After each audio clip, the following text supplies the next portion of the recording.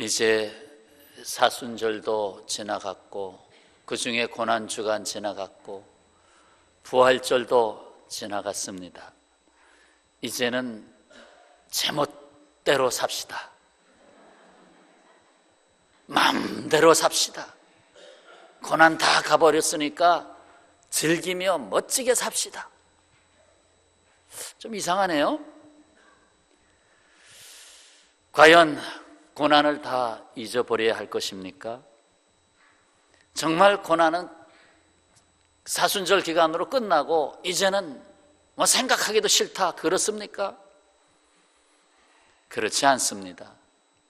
영광을 바라는 사람들은 고난을 항상 받을 수 있어야 합니다. 그래서 오늘 영광의 소망이란 제목으로 말씀을 듣겠는데, 먼저 앞서서 여기 그리스도의 남은 고난이 있다는 것을 알아야 됩니다. 고난이 끝난 것이 아니라 그리스도의 남은 고난이 있다. 대체 그게 뭐냐 이거죠. 자, 24절 말씀을 보시면, 나는 이제 너희를 위하여 받는 괴로움을 기뻐하고 그리스도의 남은 고난을 그의 몸된 무엇이죠? 교회를 위하여, 그의 몸된 교회를 위하여 내 육체에 채우노라. 내가 교회의 일꾼이 된 것은 하나님이 너희를 위하여, 너희는 교회라고 하는 다른 의미죠. 너희 교회를 위하여 내게 주신 직분을 따라 하나님의 말씀을 이루려 함이라. 그리스도의 남은 고난이라 함은 그리스도께서 십자가를 지시고 부활하신 그 이후를 말하고 있습니다. 그리고 그리스도의 남은 고난의 처소는 고난당하는 교회를 말하고 있습니다. 그리고 교회는 성도를 말하고 있습니다. 정리하면 그리스도의 남은 고난은 교회의 고난이고, 교회의 고난은 부활 공동체인 성도의 고난을 말합니다. 사도 바울은 교회를 위해서 고난을 자기 육체에 채우고 있다고 말하고 있습니다. 자, 결혼식을 하는 날은 기쁜 날이죠. 온통 잔치 분위기입니다. 오직 이날만 같았으면 하는 그날이 결혼식 날 아니겠습니까? 그러나 그 이후로 가정을 꾸려가면서 자녀를 낳고 양육을 하고 또 여러 가지 삶의 자리에서 자기가 감당해야 할 수고를 다하고 더 나아가서 그리스도인의 빛된 생활을 살아가는 그 모든 삶의 자리, 그 삶의 자리는 한마디로 수고스러운 삶입니다. 항상 결혼식과 같은 날이 아니라 수고스러운 삶이 항상 다가옵니다. 교회는 신랑 예수 그리스도와 연합한 결혼한 자로서 부활 공동체로 탄생했습니다. 예수 그리스도의 부활은 교회의 탄생이요 큰 기쁨이 아닐 수가 없습니다. 그런데 부활 이후의 삶, 여기에 바로 그리스도의 남은 고난이 있습니다. 하나님의 나라를 전파하며 주님 오실 때까지 그 진리와 그 구원의 복음을 지켜야 하기 때문입니다. 예수 그리스도의 부활 이후에 사탄은 참으로 많이 약화됐지만, 그럼에도 불구하고 마지막 때에 사탄의 역사는 집요하게 역사하고 있습니다. 그래서 우리는 불의와 싸워야 하고 사탄의 끊임없는 유혹과 거짓을 물리쳐야 합니다. 때로는 그 진리를 지키기 위해서, 우리의 신앙을 지켜나가기 위해서 순교자의 길에 서기도 하는 것입니다. 사탄의 가장 큰 원수는 바로 교회입니다. 교회. 그래서 교회를 어떻게든지 교회를 넘어뜨리려고 하고, 교회에 상처를 주고 교회를 시험하고, 세상으로부터 적지 않게 비난을 받을 거리들을 만들어내고, 그렇게 하면서 이 마지막 시대에 이 사탄이 자기의 왕국을 빼앗기는 것에 대해서 통탄하면서 집요하게 교회를 공격하게 됩니다. 그래서 그리스도의 남은 고난이 교회의 고난이 되는 것입니다. 이 세상에 교회가 겪는 고난은 결국 하나님의 영광을 이루는 역사가 됩니다. 고난이 없이 영광의 밭을 일구어낼 수가 없는 것입니다.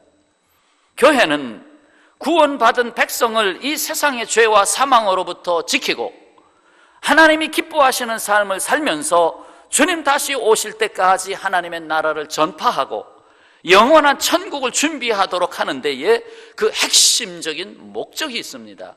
왜 교회가 존재하는지, 교회가 무엇을 해야 하는지 그 핵심이 바로 여기에 있는 것입니다. 그러므로 사도 바울의 고백에 우리는 함께하지 않을 수가 없습니다. 그리스도의 남은 고난을 그의 몸된 그리스도의 몸된 교회를 위하여 내 육체에 채우노라 하였습니다. 교회를 그리스도의 몸으로 세우기 위해서 힘쓰는 성도, 그 성도를 결코 하나님은 잊지 않으십니다. 교회는 그리스도의 몸이고 이 세상을 구원하기 위해서 하나님이 이 땅에 두신 거룩한 공동체이기 때문에 교회를 지키고 교회를 살리고 교회를 든든하게 하고 교회가 선교 공동체의 역할을 다할 수 있도록 힘쓰는 성도를 하나님께서 잊을 수가 없다는 것입니다.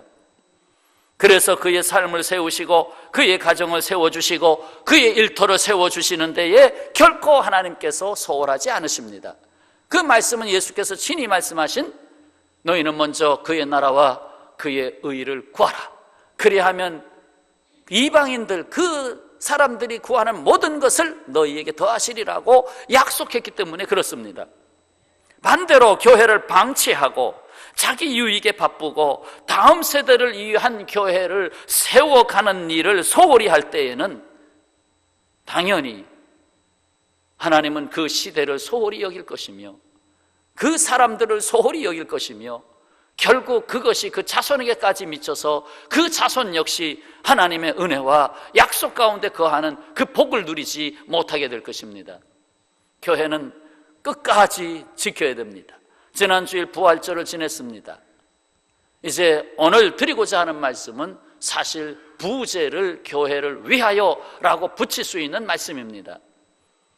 오늘의 이 시대는 점점 교회가 밖으로는 물질 우상주의로의 큰 물결이 계속 흐르고 있고 안으로는 세속화의 물결이 흐르고 있고 그러면서 다음 세대가 교회의 자리를 많이 비우게 되면서 교회는 노령화되고 그러면서 또 교회의 주축을 이루었던 그 헌금을 내는 40, 50대가 이제 5, 60대가 되고 6, 70대가 되면서 은퇴를 하고 그러면서 교회의 위기가 온다고 하는 얘기를 하고 있는 것입니다.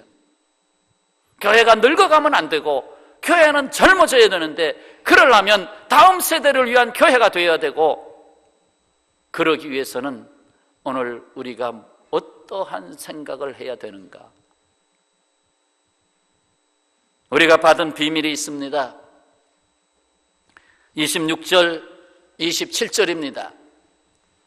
26절, 27절 같이 봉독합니다. 이 비밀은 만세와 만대로부터 감추어졌던 것인데 이제는 그의 성도들에게 나타났고 하나님이 그들로 하여금 이 비밀의 영광이 이방인 가운데 얼마나 풍성한지를 알게 하려 하심이라. 이 비밀은 너희 안에 계신 그리스도니 곧 영광의 소망이니라. 아멘. 이 비밀은 말 그대로 감추어져 있던 비밀이었습니다. 이 비밀은 이미 아담과 하와가 선악과 열매를 먹고 범죄하였을 때 에덴 동산에서 감추어진 비밀입니다. 그래서 하나님이 생명나무 열매를 따먹고 죄 지은 인생으로 영생할까 하여 접근을 차단시켰습니다. 그래서 결국은 영생의 존재가 되지 못하게 됐습니다. 그 처음 인간 아담과 하와의 범죄로 인하여 하나님의 영광스러운 비밀이 개통되기도 전에 닫히고 말았습니다. 생명나무에 담아주신 비밀을 체험하고 누리기도 전에 그 영광스러운 비밀이 밀봉되고 말았습니다. 그때부터 인간은 하나님이 주시는 비전을 잃고 소망을 잃고 인간의 소욕을 따라 살아가게 됐습니다. 사는 것이 아니라 사실상 방황이요, 고통이요, 죽음에 이르는 삶을 살게 됐습니다. 그래서 살아가는 것이 전쟁이 됐습니다. 분쟁이 됐습니다. 자기 유익을 취하면서 남을 짓밟아야만 했습니다. 남이 잘 사는 것에 배가 아팠습니다. 닫힌 비밀, 이는 인간의 삶이 그 이후로 자기에게 닫힌 삶을 살게 되었다는 것을 말하고 있습니다. 하나님의 비밀이 닫혀졌다. 결국 인간은 다 자기에게 닫혀지고 말았다. 자기에게 닫혀진 아성을 쌓는 삶이 되고 말았다. 그러면서 인간은 그 누구도 스스로 자력으로 구원에 이를 수 없게 됐습니다. 이 땅에 수많은 자생 종교가 생겨났지만 결국 무거운 짐이 되었고 약속이 없는 종교가 되었고 헛된 수고를 하게 되었습니다. 때가 찼습니다. 이제 이 비밀이 성도들 곧 교회에 나타났습니다. 신약 교회에 이 비밀이 개통되었습니다. 예수께서 이 영광스러운 비밀의 상자를 열기 위해서는 단 한 가지 방법밖에 없으셨습니다. 이것은 십자가에서 자신의 몸을 깨뜨리는 것밖에 없었습니다. 이 비밀 상자를 열 수 있는 유일한 열쇠는 바로 십자가였습니다. 죄 없는 자가 죄를 해결하지 않고서는 해결 방법이 없으셨습니다. 속죄의 피가 없이는 그 죄악의 사슬을 끊어낼 수가 없었습니다. 전에 구약시대에 이 비밀의 한 모퉁이를 맛본 믿음의 사람들이 있었습니다. 아브라함에게 하나님이 말씀하십니다. 내 독자 이삭을 모리아산에 가서 번제물로 바쳐라. 아니, 아들 하나밖에 없는데, 나이 100세가 돼서 얻은 아들인데, 이제 청년이 됐는데 갖다 바치라고. 그러나 그는 순종했습니다. 제단 위에서 장작을 해놓고 그 위에 이삭을 동여매가지고 올려놓고 마지막 칼로 이제 피를 흘리는 순간 멈춰라 하고 어린 양을 봐라. 어린 양을 준비하게 하시고 그 어린 양으로 대신 바치면서 이삭은 거기서 사실상의 부활을 얻게 됩니다. 그래서 아브라함은 그 어린 양을 통해서 오신 메시아를, 그 비밀을 부분적으로 보게 됐습니다. 이 땅에 생명의 주가 오신다, 부활의 주가 오신다. 근데 거기에는 희생이 없이는 그게 안 된다 하는 비밀을 깨닫게 됐습니다. 아브라함뿐만 아니라 모세를 좀 보시면, 모세가 이스라엘 백성들을 광야 40년 동안 끌고 가면서 백성들이 원망합니다. 목마릅니다. 그럴 때 반석을 막 지팡이로 반석을 쳤잖아요. 그래서 또 백성들이 원망하고 그러니까 좀 우라통도 터지고 막 반석을 막 2번 빵빵 치니까 물이 콸콸콸콸 쏟아져 나왔습니다. 그 반석은 오실 메시아 예수 그리스도, 곧 산돌로 오신 예수 그리스도를 표현했지 않습니까? 그래서 지팡이로 때렸다. 결국 매맞았어요. 예수님이 매맞으시면서 고통을 당하면서 고난을 당하시면서 우리에게 생명수를 내주셨습니다. 그래서 모세도 거기서 비밀의 부분을 보았습니다. 그러나 구약에서는 그 비밀이 지극히 부분적으로 개통되었지 온 세상에 그 비밀이 열리지 않았습니다. 그러나 예수 그리스도께서 오셔서 십자가를 지시고 부활하심으로 말미암아, 무덤이 열림으로 말미암아 비로소 그 비밀을 개통시켰어요. 온 세계 열방으로 개통시켰습니다. 그것이 바로 교회를 통해서 드러낸 비밀이었습니다. 참으로 놀랍고 놀라운 비밀입니다. 이 비밀이 특히 이방인들에게 구원으로 미치게 하신 것, 온 세상에 구원을 이루게 하신 것은 비밀의 영광이 아닐 수가 없습니다. 바로 이 비밀은 우리 안에 계신 그리스도이십니다. 이 비밀은 곧 구원받는 자에게 임한 영광의 소망입니다. 소망만도 좋은데 그 앞에 영광이 붙었습니다. 영광의 소망입니다. 이 비밀은 너희 안에 계신 그리스도니 곧 영광의 소망이니라. 그런데 이 세상은 절망과 사망으로 끌고 가는 이 허구한 영광에 현혹되어 있습니다. 허구한 영광. 며칠 전에도 어느 재벌 목숨을 끊었잖아요. 어떻게 그렇게 인생을 그렇게 끝내야 되겠습니까? 자녀들에게 남긴 삶의 모습이 무엇입니까? 꼭 그렇게 죽어야 됩니까? 그래서 가만히 보니까 이 나라는 재벌 총수가 자살하는 일들이 종종 있어요. 정말 이 세상은 소망을 주는 세상일까요? 옛날이나 지금이나 다가올 미래나 현재나 변할 수 없는 진단서가 있습니다. 진단서를 받았습니다. 에베소서 2장 12절, 그때에 너희는 그리스도 밖에 있었고, 그때에라고 하는 것은 결국 예수님이 오셔서 만나야 할 그 상황을 말하죠. 그때에 너희는 그리스도 밖에 있었고 이스라엘 나라 밖의 사람이라, 선택된 백성 바깥에 있었고 약속의 언약들에 대해서 외인이요 세상에서 소망이 없고 하나님도 없는 자이더니, 결국 여기서 가르쳐주는 의미가 뭡니까? 밖에 외인, 결국 소망 바깥에 있는 사람이 아니냐.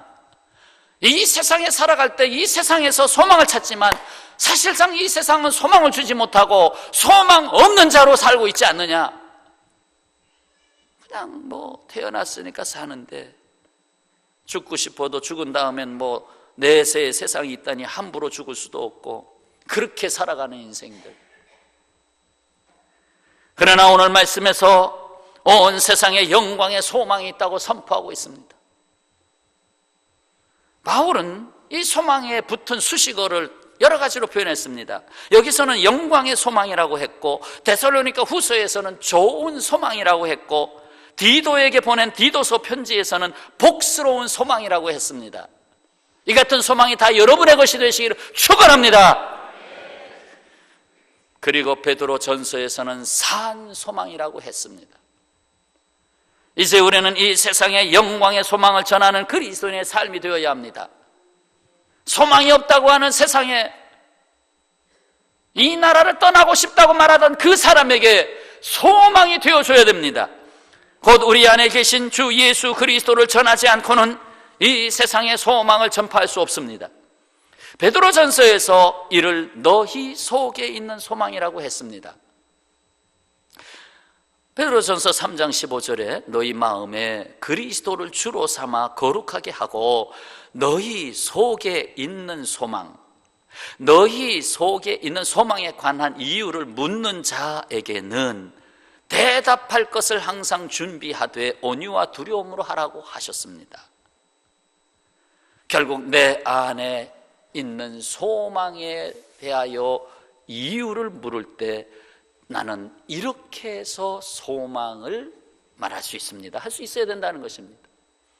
내 안에 소망의 주 되시는 예수님이 계시기 때문에 소망을 말할 수 있어야 된다는 것입니다. 그것도 항상 준비하되, 어떤 때라 할지라도 어떤 지경에 놓였어도 항상 소망을 말할 수 있는 사람이 되어야 된다는 것입니다. 정말 단두대 앞에 서서도 소망을 말할 수 있는 사람이 되어야 한다는 것입니다. 오늘 말씀 28절을 보세요. 우리가 그를 전파하여, 그가 누굽니까? 영광의 소망 예수 그리스도, 그를 전파하여. 전파로 끝납니까? 각 사람을 권하고, 자꾸 그래서 왜 내가 당신에게 이 소망을 말하는지 설득하고 권하고, 모든 지혜로 각 사람을 가르치고, 그것뿐만 아니라 양육하고 가르치고, 그래서 각 사람을 그리스도 안에서 완전한 자로 뭐 한다고요? 세우려 함이라. 결국 그 인생을 세워줘야 되잖아요. 요즘 인생들이 이렇게 저렇게 부딪히고 넘어지고 설 기력도 없고, 오늘 이 자리에 오신 분들도 말을 안 해서 그렇지 얼마나 인생이 곤고하고 힘드십니까?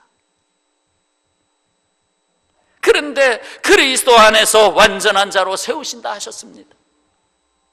반대말이 뭡니까? 그리스도 바깥에서 결코 완전해질 수 없는 자로 넘어진다는 것입니다. 아셔야 합니다. 그리스도 밖에서는, 그 소망 밖에서는 아무리 해도 결국 당하는 거예요. 내가 불완전한 미완성의 인생으로 쓰러지는구나. 그게 세상이에요. 그래서 세상에서 건져내야 돼요. 그래서 29절에 이를 위하여 이것만 따라서 해보시죠. 이를 위하여. 그러니까 우리가 그렇다면 어떻게 되느냐? 이를 위하여, 내 자식을 그리스도 안에서 완전한 자로 세우기 위하여, 내가 사랑하는 그 사람을 그리스도 안에서 완전한 자로 세우기 위하여, 나도 내 속에서 능력으로 역사하시는 이 역사를 따라 힘을 다하여 수고하노라. 아멘. 힘을 다하여 수고할 수 있는 일, 내 생명을 다 바쳐 수고할 수 있는 일이 있는 분은 행복하신 분이에요. 내 목숨을 다하여, 내 힘을 다하여, 내 뜻을 다하여 주 너희 하나님을 사랑하라. 다 할 수 있는 삶은 행복한 삶이요. 근데 이 힘을 다할 때 내가 합니까? 내가 힘을 다하지만 실상은 내가 힘쓸 때에 내 속에서 능력으로 역사하시는 이가 계시다는 거예요. 내 속에서 역사하시는 그분이 계시다는 거예요. 저도 목회를 쭉 해오면서 뭐 이런 일 저런 일, 수없이 설교를 준비하고 그러면서 그 하나님이 결국 내가 수고하는 것 같지만 내 속에서 주님이 하고 계시는 것을 늘 체험하게 되거든요. 아, 주님이 역사하시는구나. 따라서 하시죠. 내가 수고할 때 내 속에서 주님이 역사하신다. 아멘. 자, 실로 하나님의 자녀들, 우리는 이 세상의 소망입니다.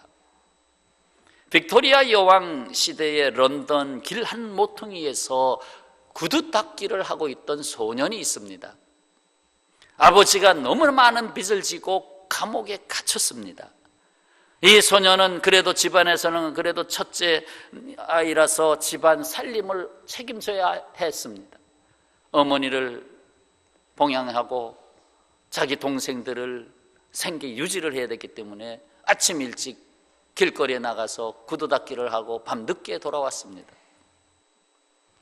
그런데 이 소년의 얼굴에는 웃음이 가득 찼습니다. 항상 흥얼흥얼 노래 부르면서, 그것도 아주 즐거운 기쁜 노래만 불렀습니다. 이 구두를 닦는 소년을 보면서 어떤 손님이 물었습니다. 뭐가 그렇게 좋으냐? 그는 대답합니다. 비록 제가요 구두를 닦지만 이렇게 닦으면 우리 온 집안 식구들이 밥을 먹고 편안하게 살 수 있어서 행복해요. 구두를 닦는 것이 아니고 사실은 희망을 닦고 있는 것이에요. 참 아주 귀한 말을 했어요. 제가 구두를 닦고 있는 것이 아니라 희망을 닦고 있습니다. 그는 구두를 닦으면서 많은 이야기를 손님들로부터 들었지요. 그래서 많은 생각을 하게 되었고 많은 경험을 통해서 소망의 세계를 넓혀가고 있었죠. 마침내 그는 유명한 작가가 됐습니다. 이 소년이 바로 세계적인 작가 찰스 디킨스, 1812년부터 1870년까지 살았던 19세기 사람이라 우리는 생소하지요. 그가 1838년에 출간한 올리버 트위스트라고 하는 책은, 그 내용은 신문에 연재되었다가 책으로 세 권으로 발간이 되고 또 영화가 만들어지고 그러한 것입니다.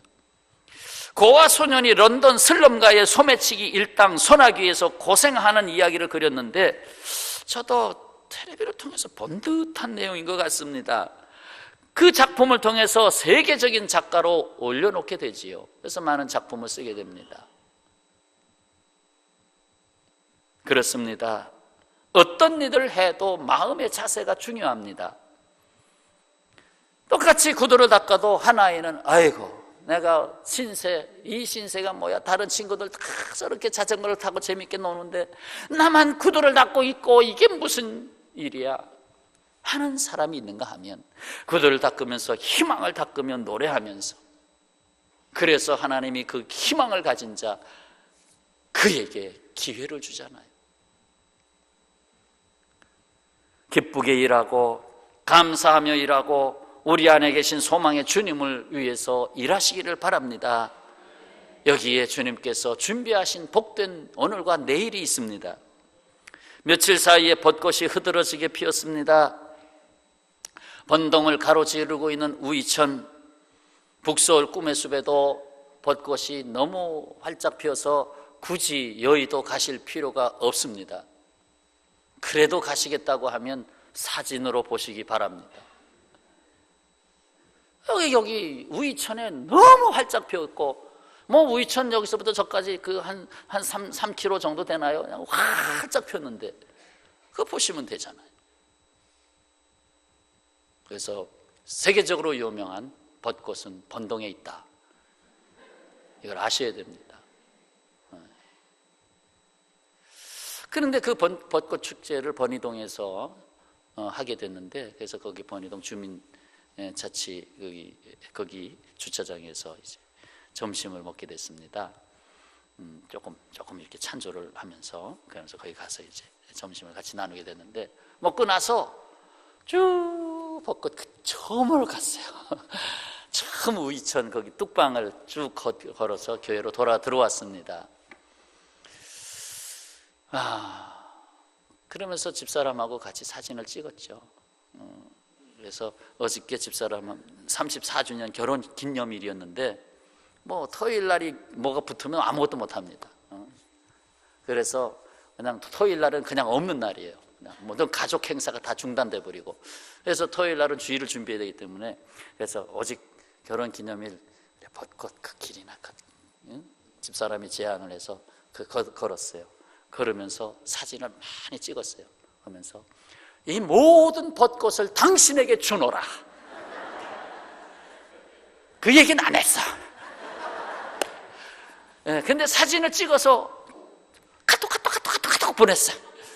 그래서 다 그 꽃을, 다 벚꽃을, 우이천에 핀 모든 벚꽃은 결혼 기념일에 당신에게 주노라. 그렇게 하니까 뭐 다른 더 꽃을 줄 필요가 없게 되더라고. 그렇게 하고 돌아왔어요. 그래서 거기서 잔치를 했어요. 막국수 먹으면서. 결혼 기념일에 막국수 먹고 얼마나 좋습니까? 근데 이건 서론이고요. 그래서 결국 그 꽃은 앞으로 3, 4일이면 다 떨어질 것 같습니다. 지금 계속 떨어지고 있거든요. 다 떨어질 것 같습니다. 그렇게 많은 꽃도 다 떨어지는데, 외롭게 피어있는 떨어지지 않는 꽃을 소개하려고 합니다.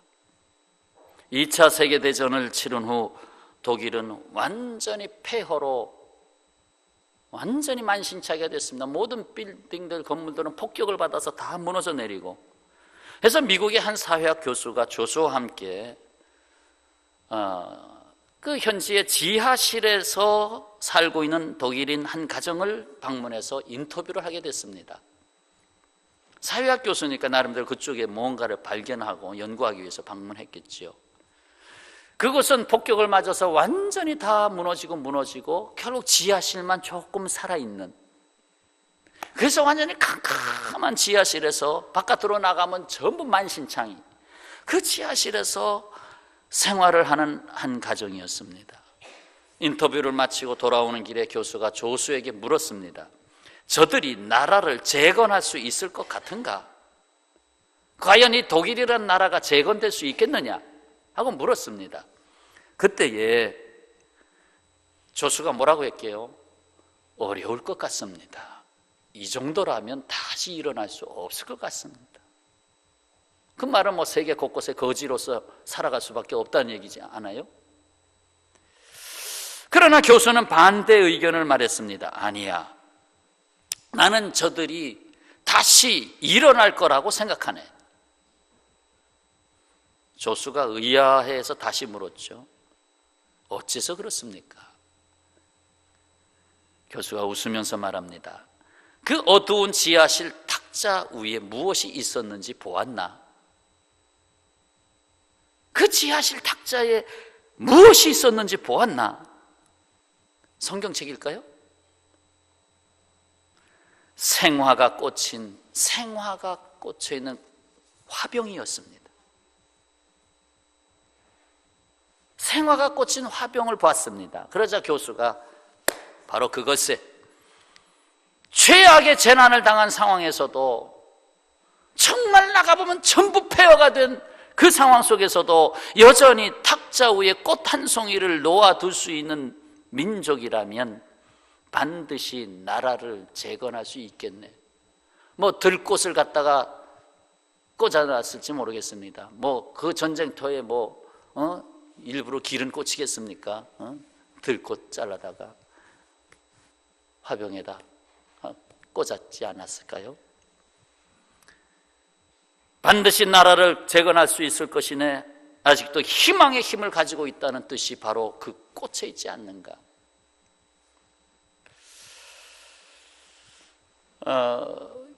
목사님들이 개척교회를 하게 되면 부흥하는 교회가 있고 부흥하지 못하는 교회가 있고, 그래서 마지막에는 다 떠나고 오직 가족만 남아요. 목사님, 설교를 듣는 사모님, 거기서 낳은 자녀 둘. 그래서 목사님이 3사람을 놓고 설교를 합니다. 10년, 20년 동안 부흥이 안 되니까. 근데 그런 교회를 가보면 부흥 안 되는 이유가 있어요. 그 중에 한 가지, 어떤 교회를 어느 분이 갔다 오고서 나서 저한테 보고를 해요. 저도 그 교회를 한번 가봐야 될 이유가 있어요. 작년에 가봤는데 강대상에는 먼지가 뽀얗게 앉아있고 여기저기 정리가 안 돼 있고 난장판이고, 그러니 교회가 부흥될 수 있겠습니까? 라고 말하는 거예요. 그렇잖아요. 그래서 저도 한 사람이라도 놓치지 않으려고 맨날 토요일날 줄을 맞추잖아요. 맨날 줄을 가로 세로 줄 맞추는 건 제가 하는데요, 왜 그렇게 하는지 압니까? 누가 와서 한 사람이라도 이 교회는 줄 하나 못 맞춰? 그러면 그 사람 안 나올 거 아니에요.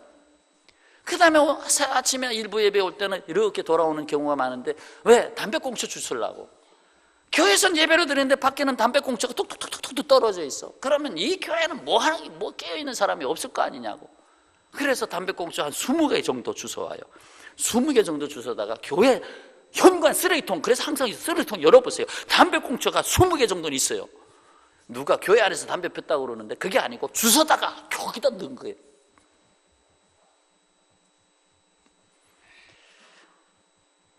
교회는 항상 깨어 있어야 됩니다.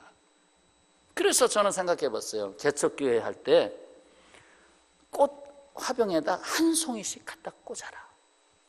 한 송이만 갖다 꽂아라. 돈이 없다고 하지만 한 송이만 갖다 꽂아라.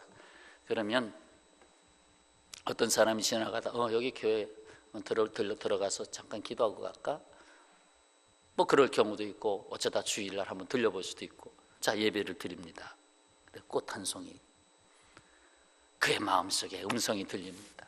아버지, 이 교회에 꽃 한 송이가 있네요. 제가 한 송이를 더 꽂겠습니다 하면서 내가 이 교회의 꽃 한 송이가 되겠습니다. 그렇게 되지. 희망을 줘야 될 거 아니에요. 성도 여러분, 우리 안에는 지지 않는 꽃 그 한 송이가 있습니다. 바로 살아계신 예수 그리스도. 내 안에 지지 않는 꽃 한 송이, 예수 그리스도. 골로새서 3장 3절에서 말씀합니다. 이는 너희가 죽었고 너희 생명이 그리스도와 함께 하나님 안에 감추어졌습니다. 내 생명이 하나님 안에 감춰져 있다. 여러분, 우리의 인생은 비밀과 같아요. 5분 앞을 모르잖아요. 한 달 앞을 모르잖아요. 10년 앞을 모르잖아요. 비밀과 같아요. 근데 놀랍게도 예수 그리스도는 비밀의 영광입니다. 그래서 내 안에 계신 예수 그리스도로 말미암아 우리의 인생이 개봉되는 것입니다. 내 인생을 열어주실 분은 주님밖에 없습니다.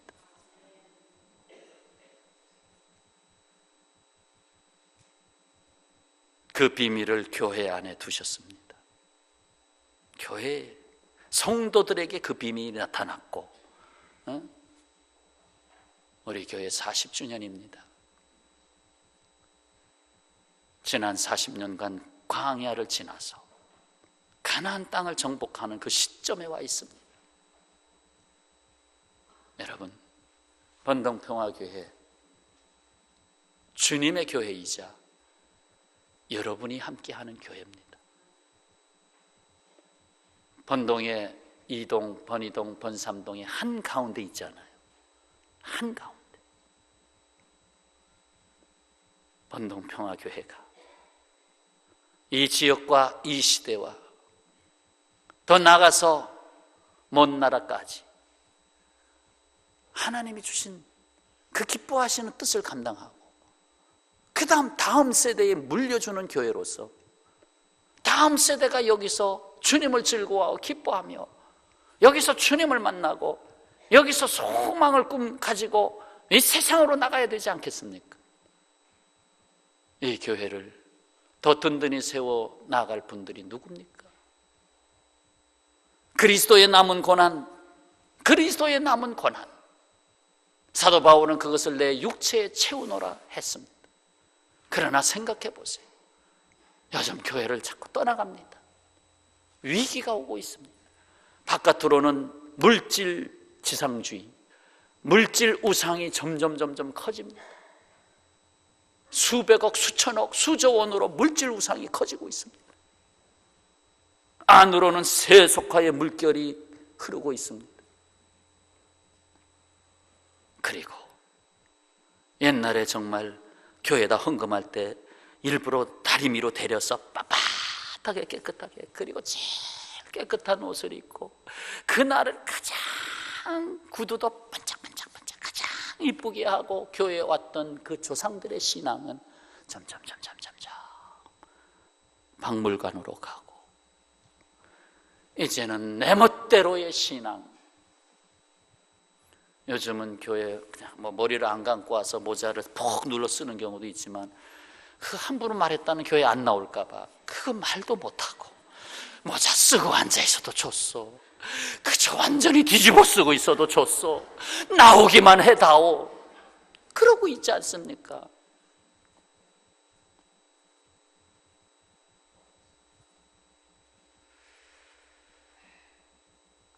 그리고 아시다시피 그렇게 교회 일이라면 먼저 하고 월급 받으면 11조부터 먼저 떼어놓고 감사헌금 구별해놓고 선교헌금 구별해놓고 남은 거 보니까 어이구 이거 어떻게 살지 그래도 하면서 헌금했던 세대가 지금 60대, 70대, 80대 세대 아닙니까? 이제 그들이 은퇴하고 밑에서 올라오는 세대는 10대, 20대, 30대 죄송합니다. 그렇죠. 내 생각대로의 신앙으로 살면 되지. 그러다 보니까 교회 중심의 삶이 안 되고 교회는 액세서리가 되고 그렇게 되다 보니까 교회는 힘을 잃고 재정의 능력도 잃고 불과 몇 년 전에 교회를 건축한 교회들이 전부 지금 경매에 들어가고 있지 않습니까? 참 비참한 겁니다. 예전에는 교회에다가 대출을 해주면 아주 안전하다고 했는데 이제는 거꾸로 교회 대출한 걸 회수하고 있지 않습니까? 응? 불안하다 이거지. 왜? 교인들이 세상으로 나가고 있으니까. 자기 유익에 빠르고 교회의 짐은 지지 않으려고 하고 그렇지 않습니다. 그리스도의 남은 고난이 있습니다. 그 남은 고난을 저버리면 이 세상 다음 세대에 희망을 주지 못합니다. 교회는 우리는 그렇게 살아왔습니다. 우리 목사님들도 그래요. 우리까지는 괜찮아. 그러나 우리 다음 세대의 목회자들은 정말 힘들게 됐어. 앞으로 20년, 30년 되면 교회가 절반으로 줄어든다고 하는데 그 다음 세대는 어떻게 하면 좋아? 이 교회를 지켜나가야 할 사람들이 누군데? 이 한국이 세계 선교의 사명을 끝까지 감당하고 예수님 오실 때까지 그 일을 감당해야 되는데 어떻게 하면 좋아? 40주년의 해에 어떻게 하면 그리스도의 남은 고난을 주의 몸된 교회를 위하여 내 육체에 채우노라 하는 이 사도 바울의 고백이 다시 살아서 꿈틀거려야 교회는 살아난다. 그래야 교회는 살아난다.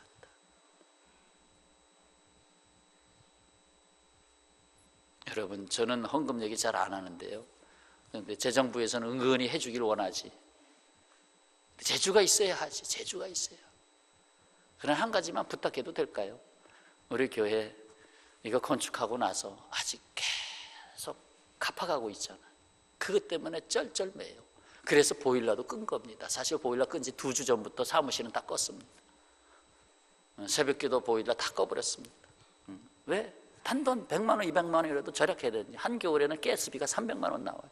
전기값 200만 원, 500만 원이 나가요. 그래서 어쨌든 절약하고 어떻게 하면 절약할 수 없을까? 절약하고 보이는 대로 불 끄고 그렇게 하는 거예요. 그래서 저는 내복을 5월 첫 주일까지 입잖아요. 왜? 따뜻해야 되니까. 저는 내복을 안 벗어요. 1년에 4개월만 내복을 벗지 안 벗어요. 계속 몸을 따뜻하게 해야 건강히, 체온 유지를 해야 건강해지니까. 그래서 번동평화교회, 우리들만의 교회가 아니라 다음 세대를 위한 교회를 일궈 가기 위해서 여러분 좀 헌신해 주시기 바랍니다. 그래서 든든한 교회 돼야 되잖아요. 복음으로 왕성한 교회 돼야 되잖아요. 정말 하나님이 기뻐하시는 교회 돼야 되잖아요. 지금 번이동 번삼동 주민들을 위해서 일을 많이 해야 되는데 이거 빚 갚느냐고 이거 제대로 못하고 조금씩 여러분 점심에 먹을 때 1,000원, 2,000원 내는 거 그거 모아서 이번에 초청 경로잔치 준비하고 있어요. 그거 모아가지고 다음 장애인 주일에 선물 준비하고 있어요. 어쨌든 간에 여러분 지역 속에 살아있는 교회가 되기 위해서